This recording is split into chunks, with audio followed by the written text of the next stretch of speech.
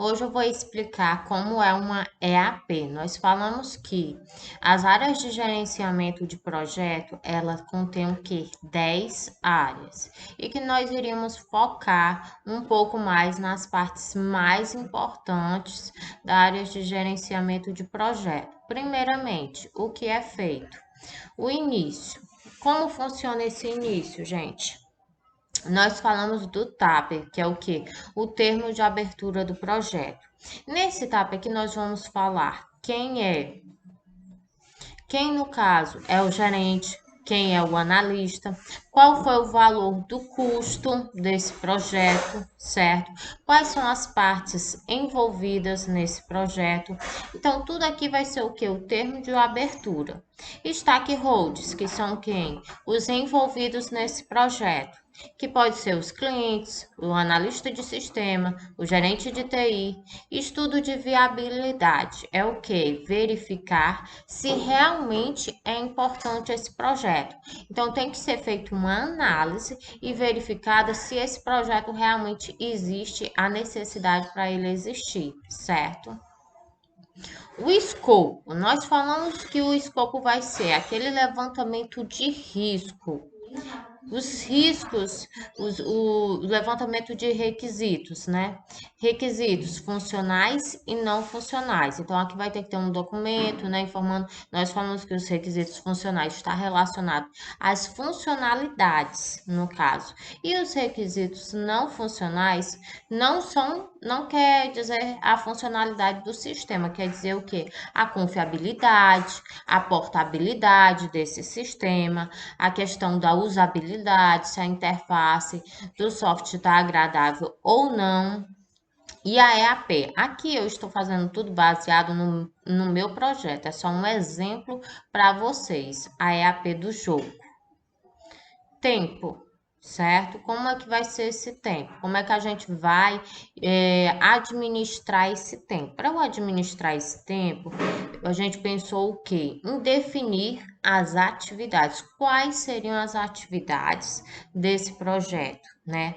Desse jogo. Depois eu fui fazer o quê? Os recursos de cada atividade. Vai ser necessário utilizar algum tipo de recurso?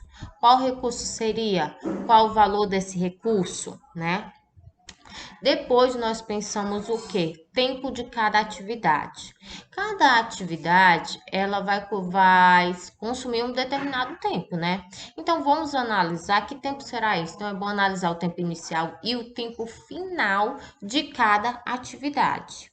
E é importante o que? O cronograma, porque através desse cronograma a gente vai poder verificar realmente o tempo que vai ser gasto. Então, isso aqui, gente, é uma EAP, como eu falei para vocês, é uma explicação, uma abrangência maior. Como é que eu vou fazer uma análise do meu custo? Vai ter que ter um orçamento, vai iniciar uma estimativa de custo, na qual você vai ser gasta. Aqui tem o quê? Partes interessadas. Então, qual é a expectativa dessas partes interessadas? Lembrando que esse jogo, ele vai ter o quê? Que atingir essas expectativas, não é isso? As expectativas do meu cliente, eu tenho que estar sempre analisando se eu realmente estou conseguindo atingir essas expectativas do meu cliente. A comunicação, né? No meu projeto, eu criei o quê? Um plano para gerenciar essa comunicação. Como era esse plano? Era uma reunião toda semana para que todos os envolvidos pudessem conversar e dizer o que está ocorrendo no projeto para que não ocorresse falha de comunicação. Vamos lá. Execução. No caso do jogo, que foi o meu projeto que foi criado, que foi o que tá aqui, ó. Cenário principal é o que? Um caminho na qual o personagem vai percorrer na floresta. Ele vai ter esse caminho, ele vai se movimentar, ele vai ter um limite de movimento, claro, né? Ele não vai caminhar na floresta eternamente. Então, o meu cenário principal é esse, é o caminho, é os movimentos e um limite.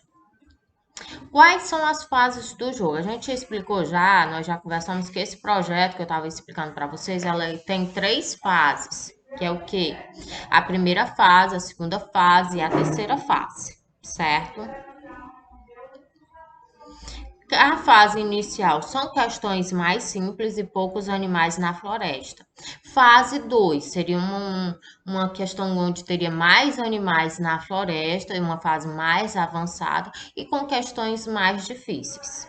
Fase 3 é outra fase mais avançada ainda. Então, som. Nós verificamos o quê? Que o jogo, quando ele inicia, ele vai ter um som inicial, não é isso? Um som bem legal para o usuário ouvir, para a criança ouvir, já que ele é um jogo para criança. Depois, quando a criança for responder uma questão e essa questão for respondida de forma correta, ele vai ter o quê? Um feedback positivo, informando que ele realmente acertou a questão. E tem também a questão de quando ele responde de forma uma resposta errada, vai ter o quê? Um feedback negativo, né? Informando que ele errou essa questão. E o som dos animais. À medida que ele vai percorrendo a floresta, vai estar tendo vários animais, alguns animais vai ter que emitir o seu som, certo? Então, a próxima fase da execução do projeto é o quê? Personagem principal do jogo, é o protótipo do jogo, personagem principal, condições de vitória de jogo, que nós verificamos quais são as vitórias. À medida que ele vai ganhando uma pedra preciosa, a pontuação dele vai aumentando. Então, temos as condições de vitória no jogo. E nós temos também as condições de derrota, né? Que condições são essas de derrota? Responder uma questão errada, não ganha ponto, certo? E tem os inimigas e os animais.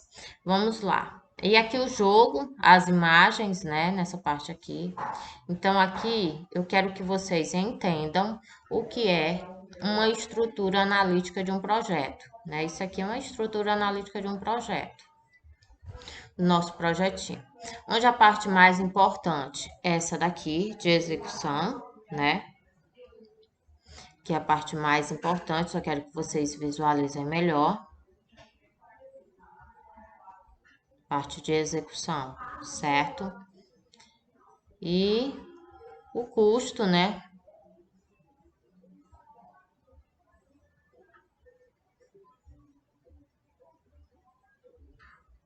Certo?